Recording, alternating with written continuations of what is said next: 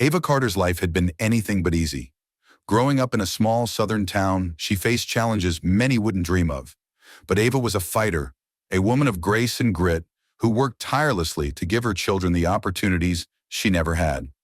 Now in her late 40s, Ava had built a successful catering business known for its soul food, a true staple in the community.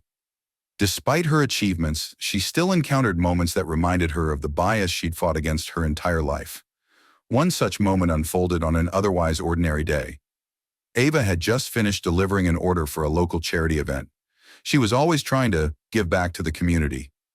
Afterward, she decided to treat herself to a new dress at a high-end boutique she'd admired for years.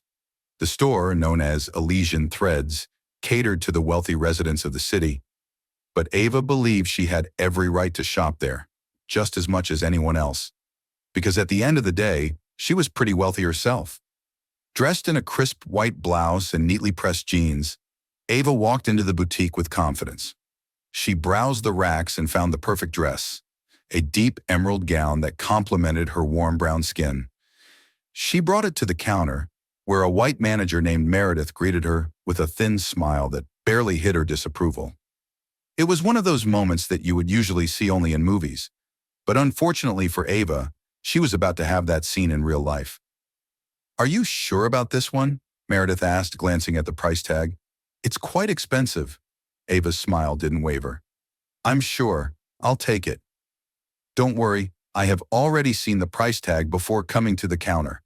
Meredith's eyes narrowed as Ava pulled out her checkbook. The manager's lips pursed as she watched Ava write the amount with precision. When Ava handed her the check, Meredith took one look and said coldly, "We don't accept checks from certain people." Ava froze, her hand still extended. "Excuse me?" Meredith's tone turned sharp. "I've seen this before. You people come in here writing checks that bounce. It's store policy to decline." Ava's chest tightened. She looked around, noting the stares from other customers. Embarrassment and anger swirled inside her. Ava just wanted to treat herself. Instead of feeling satisfaction, she was feeling uneasiness. She took a deep breath and replied, "I have sufficient funds to cover this purchase. If you'd like, you can verify it with the bank." But Meredith crossed her arms. "It's not about the bank. It's about protecting our store from fraud." Ava stared at her, disbelief clouding her usually calm demeanor. "You're making a big mistake if you are accusing me of being a fraud." Meredith's smirk was condescending, and her answer was short and filled with confidence. She just responded with, "I doubt it." At that moment, a tall man in a tailored suit entered the store. His presence commanded attention, and he walked with purpose toward the counter.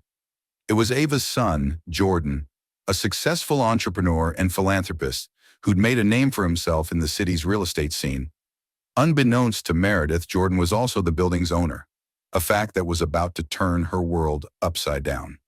"Mom, is everything okay?" Jordan's deep voice cut through the tension like a knife. Ava's composure returned as she turned to her son. "I was just trying to buy a dress, but apparently my check isn't acceptable here."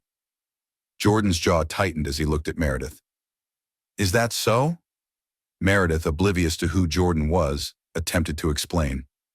"Sir, we have policies to protect our business. You understand, don't you?" Jordan's eyes burned with quiet fury. "Policies or prejudice?" Meredith flushed. "I don't know what you mean." Jordan leaned in slightly, his voice steady but filled with authority.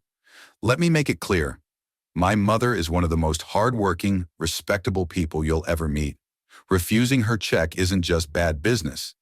It's blatant discrimination." Meredith's eyes widened as realization dawned. She wasn't the sharpest tool in the shed, so it took her some time to realize. But when she did, she just said, I didn't know she was your mother." Jordan didn't let her off the hook. "And if she wasn't, would that make this behavior acceptable?"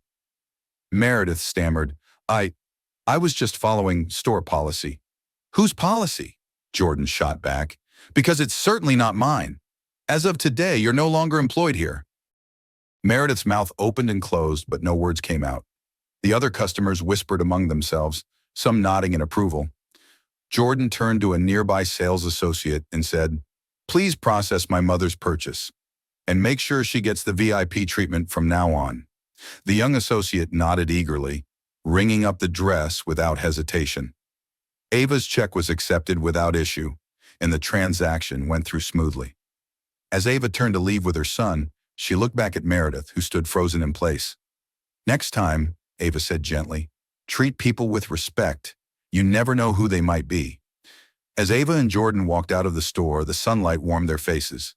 Ava squeezed her son's hand. "You didn't have to do that, you know." Jordan smiled down at her. "Yes, I did. You taught me to stand up for what's right, Mom. Today was no different." Meredith definitely made her life harder. But that wasn't all. The story of Ava's encounter spread quickly, becoming a local headline. Many praised Jordan's actions and the lesson it taught, that respect and fairness should never be optional. Meredith's actions were a stark reminder that racism and bias still exist, but they also proved that standing up against them can lead to meaningful change. That's exactly what the people had to see. Those actions have consequences, regardless of race, religion, or status. And Ava? She wore that emerald dress to her next big catering event, looking every bit the queen she truly was. A woman who carried herself with dignity and strength, no matter the obstacles in her way. The dress fit her perfectly, as if it was tailor-made just for her. Even the dress wanted to be bought by Ava, and racism almost prevented that from happening. Later that evening, as Jordan returned home, he reflected on the day. His phone buzzed with messages, clients, friends, even local officials, praising his decision to intervene. But it wasn't about the attention. It was about setting an example. Jordan was usually a pretty chill guy, but he was his mother's son.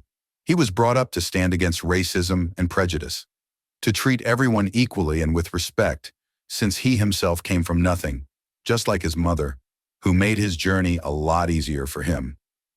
He picked up a framed photo of his late father and Ava on their wedding day. "Dad, I hope I'm making you proud," he murmured. He knew the values his parents instilled in him were the cornerstone of his actions, and he vowed to keep them alive. The next day, Ava received a handwritten apology from the boutique's owner, along with an invitation to host a community event at the store. While Ava was initially hesitant, Jordan encouraged her. "Let them turn their mistake into a lesson," he said. Together, they planned an event that celebrated diversity, equality, and inclusion, inviting local businesses and leaders to join in. When the day of the event arrived, Ava stood before the gathered crowd, radiating confidence. She spoke about her experiences and the importance of confronting prejudice with grace and strength. By the end of the event, the boutique had transformed its image, becoming a symbol of growth and redemption. The first step was already taken, and Meredith was fired because of her racist behavior. Jordan watched from the sidelines, his heart swelling with pride. Ava wasn't just his mother.